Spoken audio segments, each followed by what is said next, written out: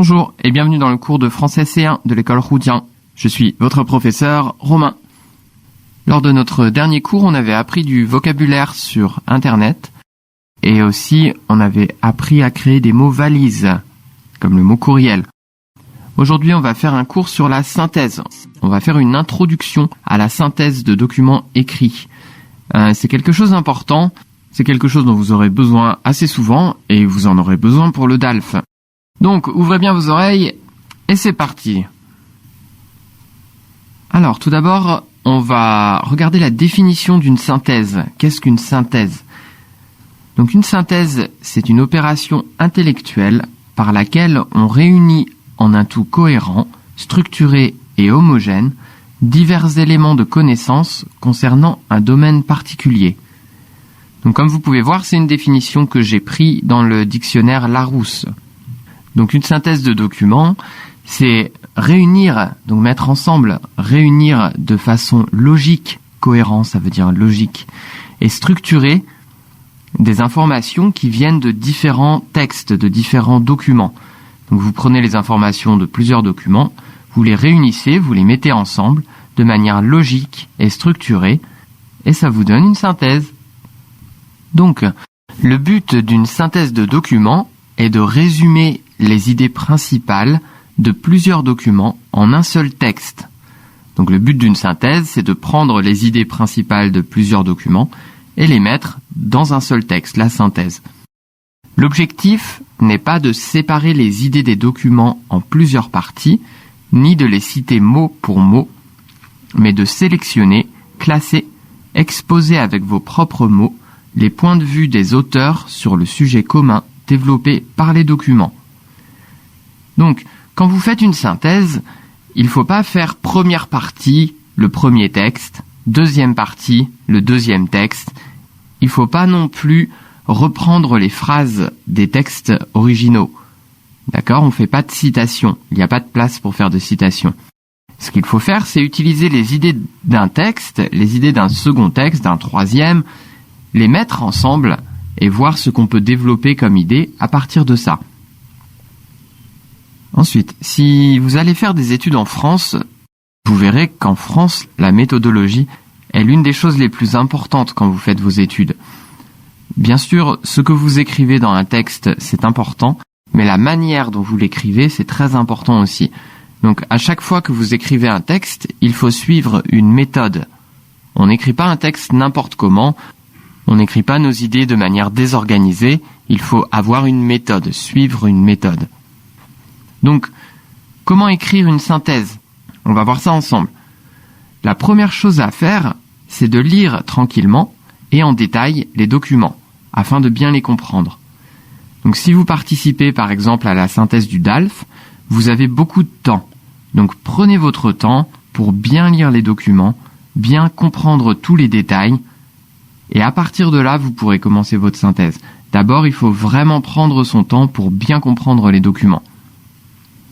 Ensuite, vous pouvez relire les documents et essayer de trouver les idées principales. Donc vous relisez chaque document et vous cherchez les idées principales de chaque document. Et vous pouvez les classer.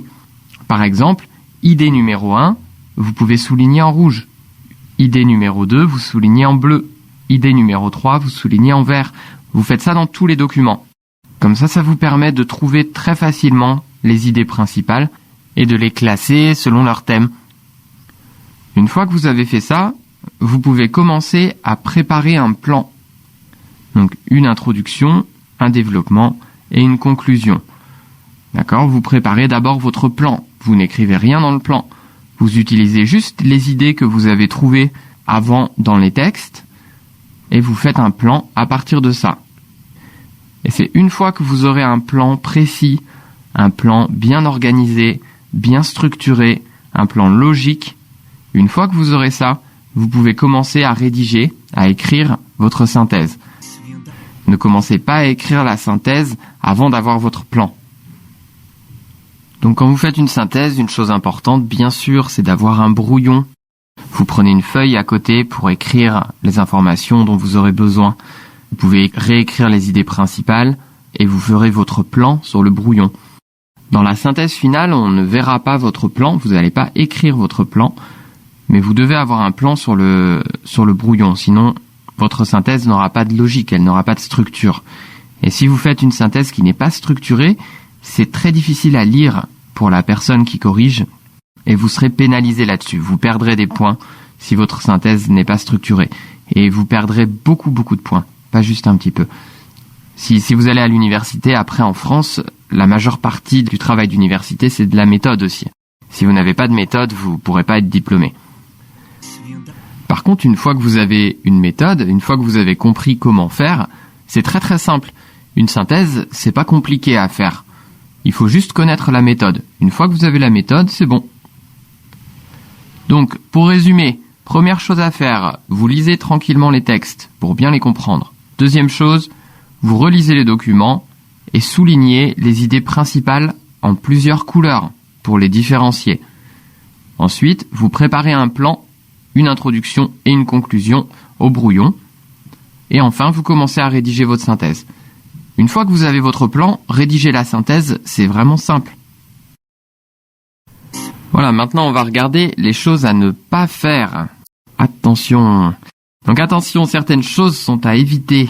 Il y a des choses qu'il ne faut pas faire. Il ne faut jamais utiliser je ou alors nous. Votre but dans une synthèse, c'est de présenter les idées d'un auteur, pas les vôtres. Personne ne veut connaître vos idées, on veut connaître les idées de l'auteur, les idées des auteurs. Donc restez également objectif, ne donnez pas votre avis. D'accord ? Donc pas de je pense, pas de nous pensons. C'est seulement les idées de l'auteur. Vous pouvez dire Monsieur un tel pense que, Monsieur Dupont pense que, mais jamais je ou nous. Et ne donnez pas votre avis. Ensuite, la deuxième chose qu'il faut éviter, c'est de citer des textes. Donc, on vous demande de synthétiser, de résumer les idées des auteurs, pas de les citer. Donc, il faut que vous vous entraîniez à reformuler les phrases et les idées. La reformulation, c'est un très bon exercice. Donc, essayez souvent, si vous avez l'occasion, de reformuler des phrases que vous entendez en français. Donc, ça veut dire redire la même chose, mais d'une autre façon, en utilisant d'autres mots. Reformuler. Donc, la synthèse demandée doit être courte et efficace. Il n'y a pas de place pour les citations. Si vous mettez des citations dans votre synthèse, ça prendra trop de place. Il faut que ce soit plus court et plus efficace que ça. Donc, pas de citations non plus. Reformulez les phrases, reformulez les idées. Donc, si vous voulez faire une bonne synthèse, il faut 3 choses. La première chose, bien sûr, c'est d'avoir un bon niveau de français. Plus votre niveau de français est bon, et mieux vous pouvez expliquer les idées des auteurs. En plus, c'est une synthèse écrite, donc il faut avoir un bon niveau de rédaction, éviter les fautes d'orthographe et bien connaître sa grammaire. Ensuite, il faut savoir reformuler des propos. Le travail de synthèse, c'est presque uniquement de la reformulation. Donc, entraînez-vous vraiment à reformuler tout ce que vous pouvez entendre. C'est un bon exercice. Et ça permettra d'améliorer votre vocabulaire, d'améliorer votre grammaire, d'améliorer votre français en général. Donc, il faut être capable de reformuler des propos. Enfin, il faut savoir organiser et exposer clairement des idées. Donc oui, pour faire une synthèse, vous allez recevoir des idées de plusieurs textes différents. Ces idées, il faut les organiser. Et il faut les organiser de manière logique. On ne va pas utiliser une première idée, puis une deuxième, puis revenir à la première, puis revenir à la deuxième. Il faut que ce soit logique et bien structuré. Donc vous allez prendre des idées de plusieurs textes, les regrouper ensemble, et ensuite les expliquer de manière claire et efficace. Et donc, pour cet exercice de synthèse, vous allez travailler sur 2 textes. Donc, ces 2 textes ne sont pas très longs. Je vais vous inviter maintenant à les lire. Prenez votre temps, lisez-les bien, essayez de bien comprendre tous les mots. Et ensuite, je vais revenir et on va expliquer ces textes ensemble.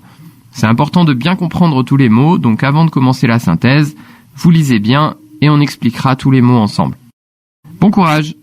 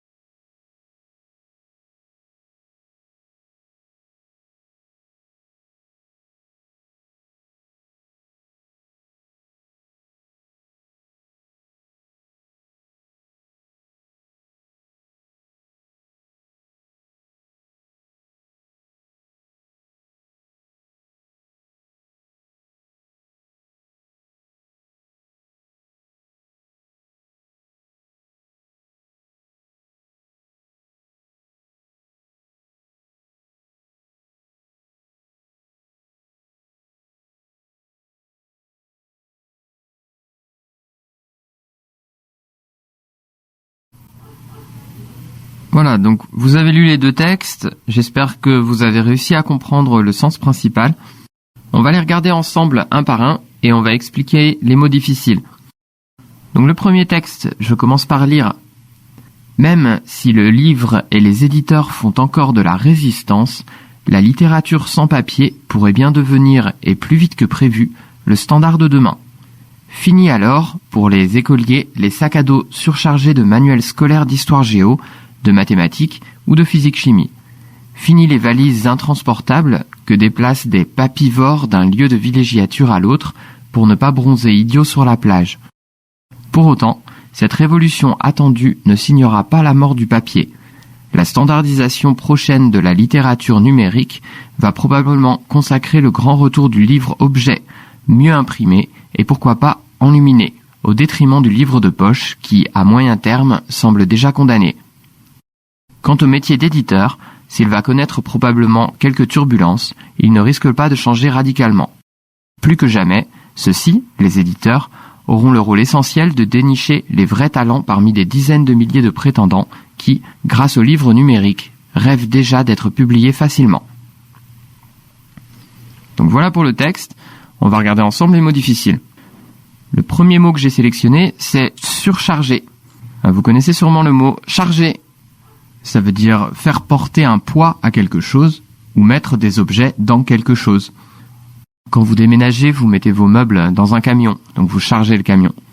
Surcharger, ça veut dire faire porter un poids trop lourd, mettre trop de choses. Par exemple, ici c'était un sac à dos surchargé, donc c'est un enfant qui porte son sac à dos d'école et il y a trop de livres dedans, il est surchargé. Le deuxième mot que j'ai choisi c'est manuel. Ici, manuel, c'est un livre d'école. Par exemple, quand vous avez votre livre d'histoire à l'école, on appelle ça le manuel d'histoire. Ensuite, j'ai choisi d'expliquer histoire géo. En France, au collège et au lycée, l'histoire et la géographie sont rassemblées dans un seul cours. Il y a donc un livre d'histoire-géographie. Le cours s'appelle l'histoire-géographie, mais comme c'est trop long, on dit l'histoire-géo.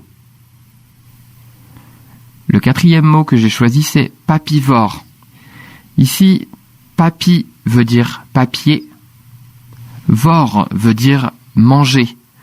Donc papivore, ça veut dire qu'il mange du papier. Ici, l'auteur parle des personnes qui lisent beaucoup.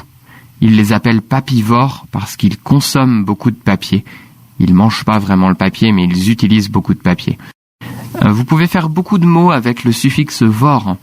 Par exemple, carnivore, c'est un animal qui mange de la viande. Carne veut dire viande. Donc carnivore qui mange de la viande. Herbivore qui mange des végétaux. Omnivore qui mange de tout. Et il y a beaucoup de mots que vous pouvez faire avec ça. Le mot suivant, c'est villégiature. Donc villégiature, c'est un séjour à la campagne, à la mer, etc., pendant l'été. Donc c'est le fait de passer ses vacances quelque part. On appelle ça un lieu de villégiature. Ensuite, j'ai choisi consacrer. Ici, consacrer, c'est donner à quelqu'un ou à quelque chose une place importante dans le public. Donc rendre quelque chose plus important. Par exemple, dans le texte, la standardisation prochaine de la littérature numérique va probablement consacrer le grand retour du livre-objet. Ça veut dire que le livre-objet, le livre, va revenir en tant qu'objet, va devenir plus important en tant qu'objet. Le mot suivant, c'est enluminer. Enluminer, c'est un adjectif qui veut dire richement décoré, très décoré. Ça s'utilise beaucoup pour les livres. Par exemple, en Europe, les enluminures du Moyen-Âge étaient très célèbres. Vous pouvez chercher sur Internet enluminures Moyen-Âge et vous trouverez les décorations sur les livres du Moyen-Âge européen. Ensuite, nous avons une expression, au détriment de. Au détriment de, ça veut dire contre. Au désavantage de, au préjudice de. Donc, je vous donne un exemple. Gagner de l'argent au détriment des autres. Ça veut dire gagner de l'argent en faisant perdre de l'argent à d'autres personnes. Ça veut dire que notre façon de gagner de l'argent, c'est en faisant perdre de l'argent aux autres. Gagner de l'argent au détriment des autres. Ensuite, vous pouvez voir en dessous, au détriment de a le sens inverse de au profit de. Le mot suivant, quant à. Quant à quelque chose, ça veut dire en ce qui concerne quelque chose, à propos de quelque chose. Le mot d'après, c'est turbulence. Des turbulences, c'est un nom féminin, c'est des troubles ou des problèmes. Ensuite, nous avons un adverbe, radicalement. Radicalement ici, ça veut dire extrêmement, extrêmement. Et le dernier mot, un verbe, dénicher. Dénicher veut dire sortir quelque chose de sa niche. Et une niche, vous savez, c'est la maison du chien. Les chiens vivent dans des niches, des toutes petites maisons en bois. Donc ils se cachent dans leur niche. Dénicher quelque chose, c'est trouver quelque chose. Voilà, donc maintenant on va regarder ensemble le deuxième texte. Et je vais commencer par lire. L'arrivée de la digitalisation a produit sur le journalisme le même effet que la mondialisation sur les classes moyennes. La révolution digitale dans la presse, c'est l'euthanasie à terme de la classe moyenne des journalistes. La profession est en mutation. On voit grandir une masse d'OS de l'info qui alimente tous les tuyaux de l'information rapide. Et à côté de cela, on aura des journalistes qui apporteront une plus-value avec une véritable expertise et une grande qualité d'écriture. Chez vous, au Nouvel Observateur, je pense à quelqu'un comme Michel de Pracontal, par exemple, qui ajoute à l'expertise scientifique un talent d'écriture. Ceux qui représentent la classe moyenne, qui ont fait le gros des rédactions, à laquelle j'appartiens, vont être broyés. Je crois que les journalistes qui surnageront sont appelés à devenir leur propre marque. Donc, on va regarder ensemble les mots difficiles. Le premier mot que j'ai choisi d'expliquer, c'est digitalisation. C'est un nom, la digitalisation, un nom féminin. Ici, ça signifie l'informatisation. Le fait que les textes deviennent informatisés. Avant, les textes étaient écrits sur du papier. Maintenant, ils sont écrits sur des ordinateurs. Donc, ils sont informatisés. Le deuxième mot, c'est euthanasie. C'est aussi un nom féminin, l'euthanasie. Et c'est le fait de provoquer la mort, donc de tuer, un malade grave pour qu'il ne souffre plus. Ici, le mot a le sens de la mort. Par exemple, dans les hôpitaux, il y a des personnes qui sont atteintes de maladies très graves.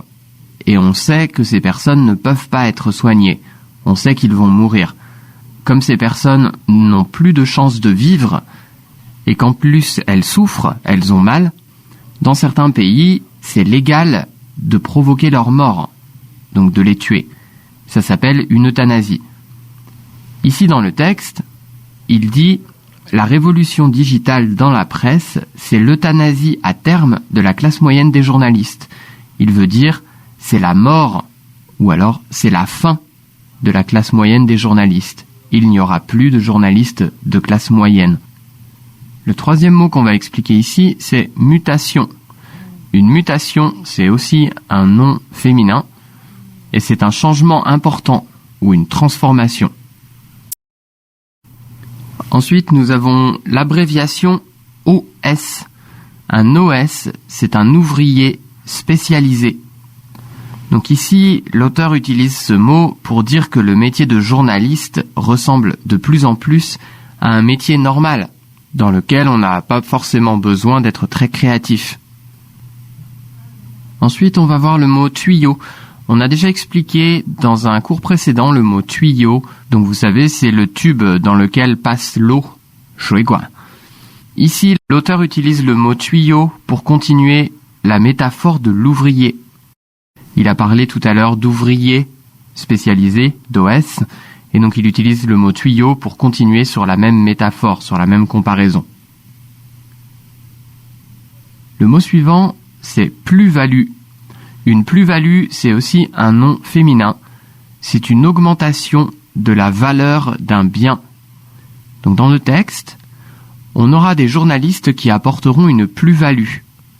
Ça veut dire que certains journalistes apporteront de la valeur à leur travail. Ils ne seront pas juste des journalistes qui transmettent l'information, mais des journalistes qui apporteront autre chose à cette information, quelque chose qui donne de la valeur. Le mot suivant, encore un nom féminin, une rédaction. Le mot rédaction a plusieurs sens. Normalement, son sens, c'est quelque chose qui a été rédigé, ou le fait de rédiger quelque chose s'appelle une rédaction. Ici, le mot rédaction a un autre sens, c'est l'ensemble, ça veut dire tout, l'ensemble des rédacteurs d'un journal. Donc toutes les personnes qui écrivent dans un journal, si on les met tous ensemble, tous les employés, s'appelle la rédaction d'un journal. C'est aussi le lieu où ils travaillent, qui est appelé rédaction. Donc l'endroit où travaillent les employés d'un journal est appelé la rédaction d'un journal, parce que c'est là qu'on rédige, qu'on écrit le journal. Enfin, nous avons deux verbes. Le premier verbe, c'est broyer. Broyer, ça veut dire écraser ou détruire. Et enfin, le dernier mot, surnager. Vous connaissez le mot nager. Surnager, on rajoute le préfixe sur. Ça veut dire se maintenir à la surface de l'eau. Ça veut dire, quand vous êtes dans la mer et que vous nagez, restez au-dessus de l'eau. Restez à la surface de l'eau. Ici, l'auteur veut dire survivre. Les autres personnes vont être noyées dans l'Internet. Donc si on regarde le texte, à ce moment-là, il parle des journalistes qui apportent une plus-value, les journalistes qui deviendront leur propre marque. Donc ces journalistes-là, ils vont survivre au changement. Ils surnageront, ils survivront au changement, ils ne vont pas mourir. Par contre, les autres vont disparaître.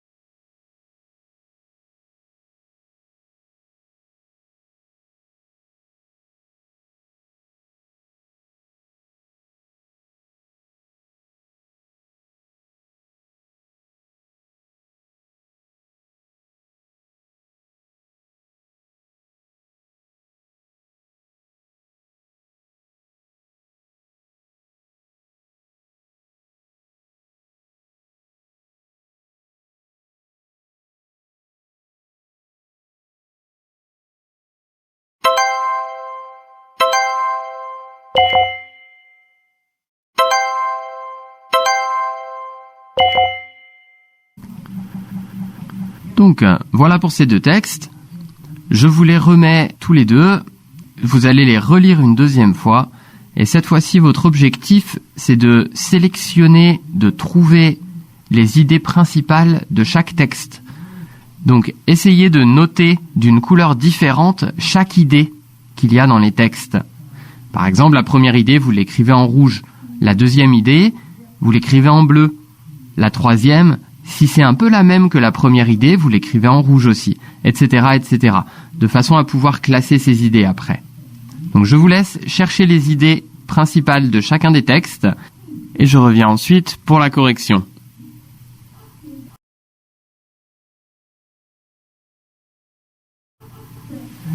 Voilà, vous avez lu les textes, vous voyez, j'ai mis en plusieurs couleurs les idées principales. Donc j'ai choisi 3 couleurs, pour moi il y avait 3 idées. C'est une proposition de correction, bien sûr. Dans les synthèses, vous pouvez faire comme vous voulez. Chaque personne va pas forcément trouver les mêmes choses, c'est pas grave.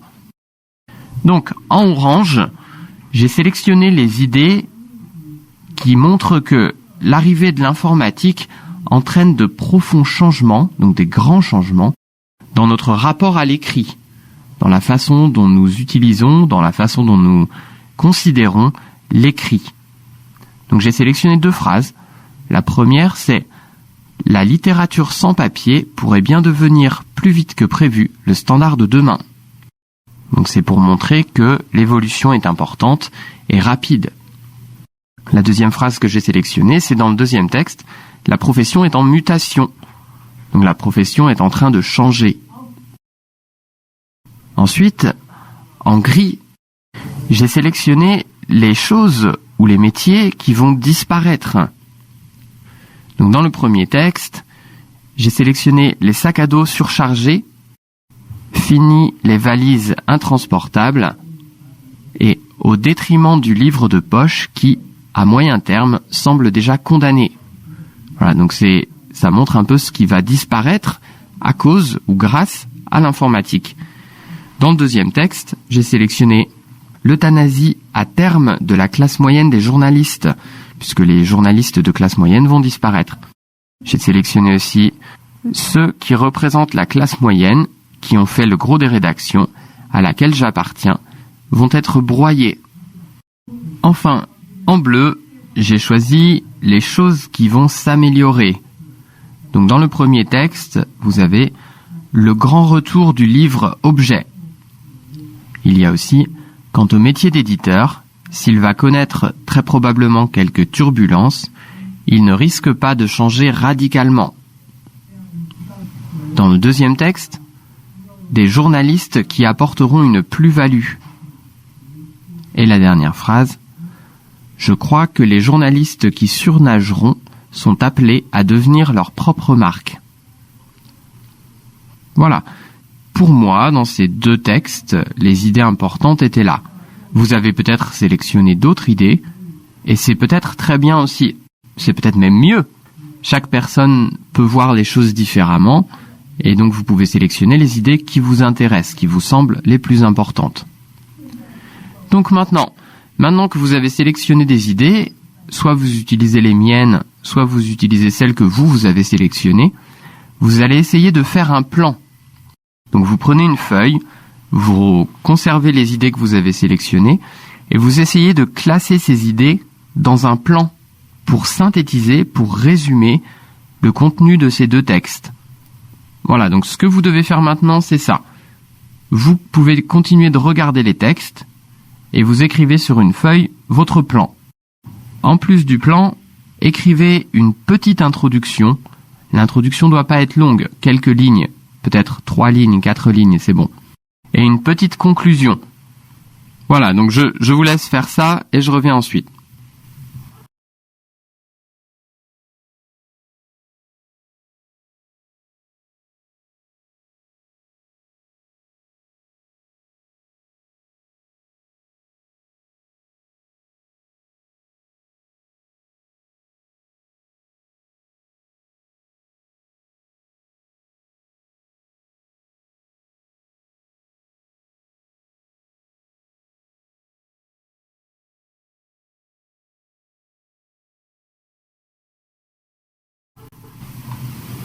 Donc voici le plan que je vous propose pour votre synthèse.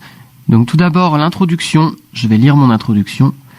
Le développement de l'informatique et la digitalisation des supports papier laissent penser à une disparition prochaine du livre et des métiers qui y sont liés. Néanmoins, ce n'est pas une disparition, mais une évolution qui est en cours. Ensuite, j'ai décidé d'appeler la première partie « Digitalisation de la norme », puisqu'on a vu dans les premières idées que la plupart des choses de base vont s'informatiser. Et c'est seulement les choses spéciales, les choses spécifiques qui vont continuer d'utiliser le support papier.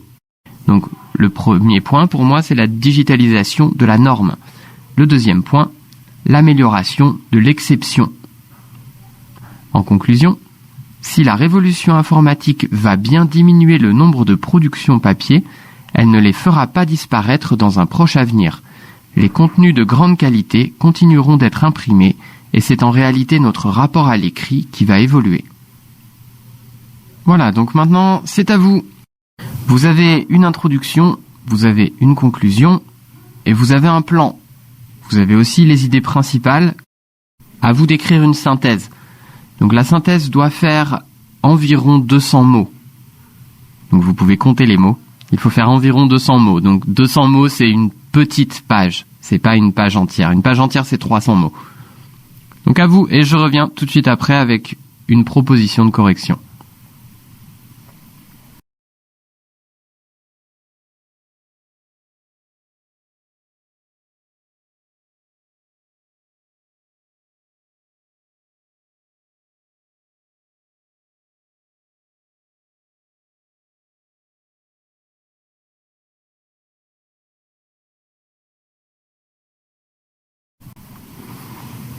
Voilà, j'espère que ça n'a pas été trop difficile. C'est pas facile d'écrire en français, de rédiger quelque chose. Donc voici la synthèse que je vous propose. Une fois de plus, c'est uniquement une proposition. On peut faire une synthèse différente sur ces deux textes. J'ai pas forcément la meilleure réponse. Enfin, c'est la mienne en tout cas. Donc ma proposition de synthèse. Le développement de l'informatique et la digitalisation des supports papier laisse penser à une disparition prochaine du livre et des métiers qui y sont liés. Néanmoins, ce n'est pas une disparition, mais une évolution qui est en cours. Que ce soit dans les domaines de la littérature ou de la presse, le constat est le même. La majeure partie de la production se digitalise du fait des avantages qu'offre l'informatique par rapport au papier en matière d'accessibilité et d'utilisation. Des supports, tels que le livre de poche, ou les journaux généralistes, qui forment la base de la production papier, sont appelés à disparaître au profit de documents digitaux. Bernard Poulet remarque ainsi qu'une grande majorité des journalistes est progressivement remplacée par des employés postant des informations sur Internet sans obligatoirement posséder les qualités d'écriture de leurs prédécesseurs. Néanmoins, loin de disparaître, les supports papier vont se spécialiser et gagner en qualité. En effet, les productions qui continueront à être imprimées le seront pour la beauté de l'objet et la grande qualité de son contenu, mais plus pour son accessibilité. Ainsi, les journalistes experts dans certains domaines continueront d'utiliser ces supports. De même, l'informatique ne réduit pas le nombre d'écrivains, mais au contraire l'augmente.